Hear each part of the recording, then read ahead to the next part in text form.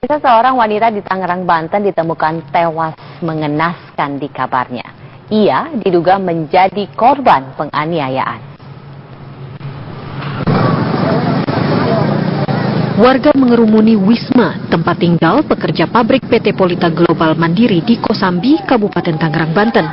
Polisi tengah menyelidiki kematian seorang wanita bernama Eno Parihah di tempat ini. Buruh pabrik itu ditemukan tewas di kamarnya. Aparat langsung mengumpulkan barang bukti dari tempat kejadian perkara.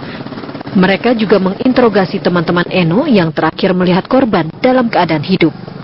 Dari fakta TKP itu kita duga telah terjadi dugaan tindak pidana penganiayaan yang mengakibatkan mati. Ya. Untuk mengarah kepada pembunuhan kita masih dalami. Gitu. Ada hubungan seksual dan? Ada ditemukan fakta jadi hubungan seksual karena ada barang bukti yang ditemukan terdapat sperma. Kalau sementara motifnya apa nih? Motif belum bisa kita ketahui. Karena kita masih dalami dari beberapa pemeriksaan saksi. Kalau motif diketahui nanti setelah tersangkanya bisa tertangkap. Kalau sekarang tersangkanya belum tahu motifnya. Gitu, ya.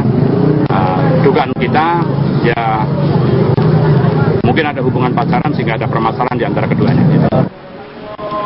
Ibu korban sangat terkejut dengan kejadian yang menimpa putrinya. Temennya yang itu masuk malam itu pulang. Kan dia masih pagi, masih malam. Pulang pagi. Udah meninggal gitu. Mungkin semalam. Katanya jam 10 masih ketawa ketiwi tadinya mah. Sama temen-temennya. Ibunya pagi. Iya pas itu yang malam itu kan mau tidur, mau masuk. Yang pulang. Nanti ada kalian yang kerja gitu kalau ya. Ditemukannya. Lo tahu katanya pas itu aja lah pintunya pas dia. PT apa namanya? Takutan anak itu juga. PT apa? Jenazah Eno saat ini masih diautopsi di Rumah Sakit Umum Daerah Kabupaten Tangerang. Sementara polisi sedang mengejar pelaku yang tega berbuat sadis pada wanita berusia 19 tahun itu. Dari Tangerang, Banten, Kusnaidi, TV One mengabarkan.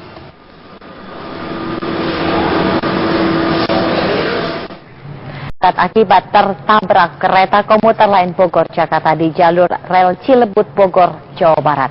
Beruntung saat kejadian, 2 orang di dalam minibus sempat menyelamatkan diri.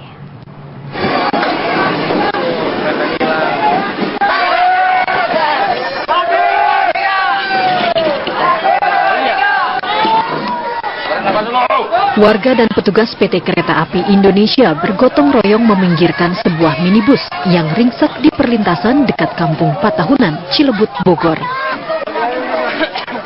Mobil ini baru saja ditabrak kereta komuter lain jurusan Bogor, Jakarta dan terseret. Menurut saksi, kecelakaan ini terjadi akibat keteledoran pengemudi. Beruntung, walau kendaraan rusak berat, sopir dan penumpangnya selamat. Keduanya sempat menyelamatkan diri sebelum kereta menghantam mobil. Keluar ke arah jalan raya, ya gitu dia terlalu ke kiri ngambilnya, akhirnya selip didorong barang sampai keluar mobil, akhirnya baru ada kereta. Tabrak. Itu kenapa Pak bisa selip itu? Ya mungkin ngambil agak terlalu kiri. Bannya yang selip. Nah bannya selip. Kalau dia arah kalau dia ke kanan ya nggak mungkin lah. Jadi itu dia terlalu kiri sih. Baru ke kiri ngambilnya. Jadi mungkin mater ini didorong sama barang ada nggak kuat. Kedua ada kereta. Ya terjadilah. Menurut warga, kecelakaan kerap terjadi di perlintasan ini. Mereka berharap PT KAI membuat palang perlintasan agar warga dan pengendara lebih aman menyeberangi rel. Dari Bogor, Jawa Barat, Eko Hadi, TV One mengabarkan. Berisi marmer terguling di Jalan Raya Serang, Banten. Sopir dan kernet pun tergencet dan kecelakaan terjadi karena pengemudi menghindari sebuah motor yang terjatuh.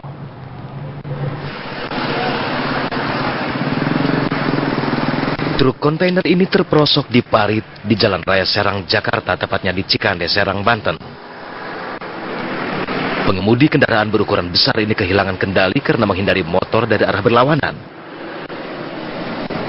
Kejadian ini mengakibatkan kemacetan panjang.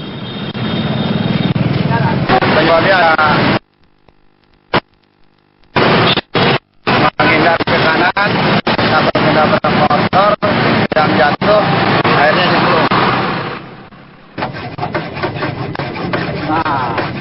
sopir dan kernet truk selamat, namun mereka terjepit.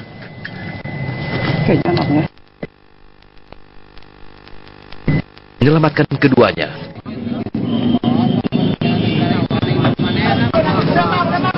Mereka berhasil mengeluarkan sopir dan kernet ini.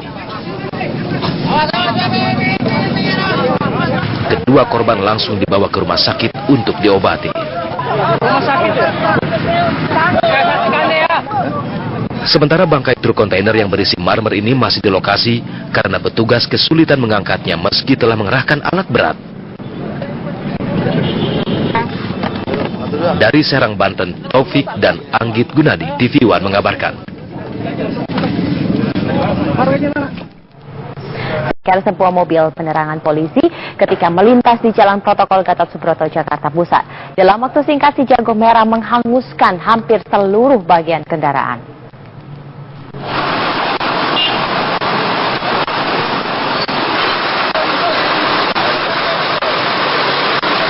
Petugas pemadam kebakaran sibuk menjinakkan api yang membakar sebuah mobil penerangan milik Polda Metro Jaya. Kendaraan ini terbakar ketika melintasi jalan yang ramai Gatot Subroto, Tanah Abang, Jakarta Pusat siang tadi.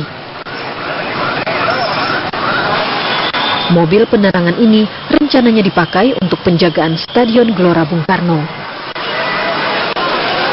Para petugas fokus menyiram bagian depan serta belakang mobil.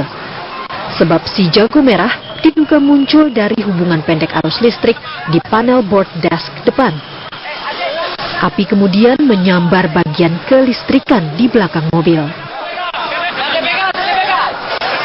Beruntung tidak ada anggota Polri yang menjadi korban dalam peristiwa ini. Namun, akibat kebakaran mobil, arus lalu lintas di Jalan Gatot Subroto menuju Senayan dan Slipi sempat tersendat. Dari Jakarta, Yoga Kuspratomo, TV One mengabarkan. Polda Gorontalo, Brigjen Hengki Kaluara. Selamat petang. Selamat petang, Pak Hengki. Selamat petang. Ya, bagaimana ini untuk kelanjutan kasusnya sendiri? Seperti apa sih Pak kronologisnya Pak?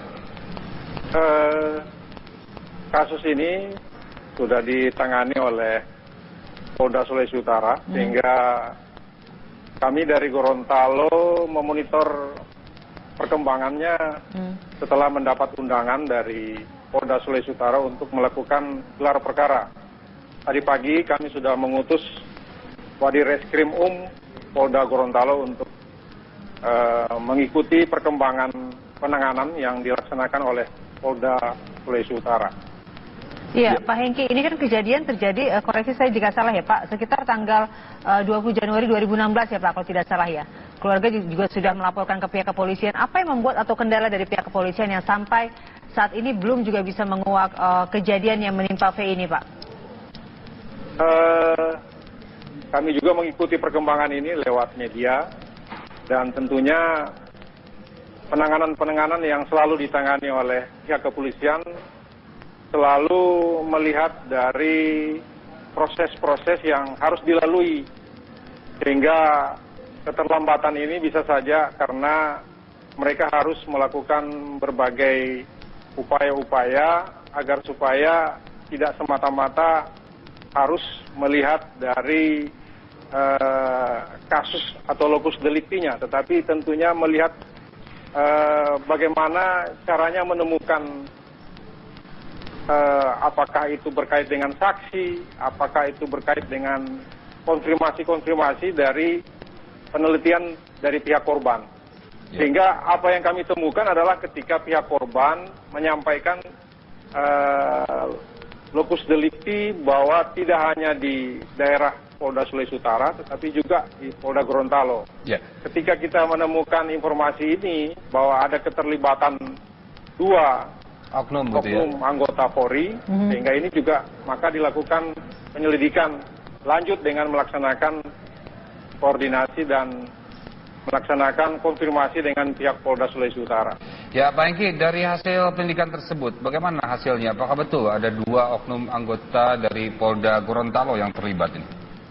Kami berusaha untuk memperkuat dari informasi yang disampaikan oleh pihak korban dan keluarga korban.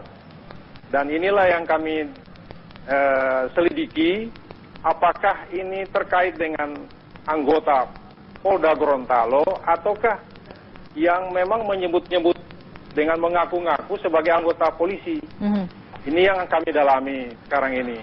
Pak Hengki. Dan tentunya, ya. Ini ada 15 pelaku ya Pak yang melakukan aksi keji terhadap V ini. Apakah memang dari 15 pelaku ini, konon katanya ada yang salah satu tetangga dari korban. Sudahkah kepolisian meminta keterangan dari pihak keluarga juga dari pihak tetangga korban yang mengenal dari pelaku ini Pak?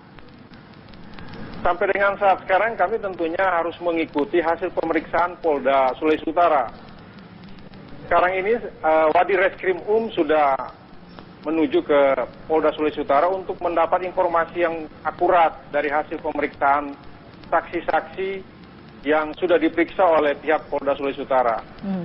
Dan ini belum sampai kepada pihak Wadi Reskrim ini berkoordinasi dengan kami. Dia harus laporkan ke kami apa yang dia peroleh di Polda Sulawesi Utara. Baik, jadi hingga saat ini masih terus berkoordinasi begitu ya? Belum ada hasil yang signifikan karena memang dalam proses kerjasama ini antara Polda Sulut, Gorontalo dan juga ada Polresta Manado begitu, Pak? Ya, karena kami malah lebih atens untuk kepada pihak keluarga korban karena pihak keluarga korban menginformasikan ada 2 oknum anggota Polda Gorontalo. Jadi itu yang kami utamakan untuk bisa mencari tahu siapa sih yang sebenarnya 2 oknum anggota Polda Gorontalo ini. Apakah dia oknum anggota Polda Gorontalo atau mengatasnamakan anggota Polda Gorontalo? Ini yang harus kita pastikan. Sehingga kami lebih proaktif kepada pihak keluarga korban. Baik, terima kasih Pak Kapolda atas waktunya. Kita tunggu dan kita berharap ya ada kabar baik dari proses ini. Terima kasih Pak Hengki untuk waktunya Pak. Selamat petang. Oke, dan kita beralih ke Bengkulu.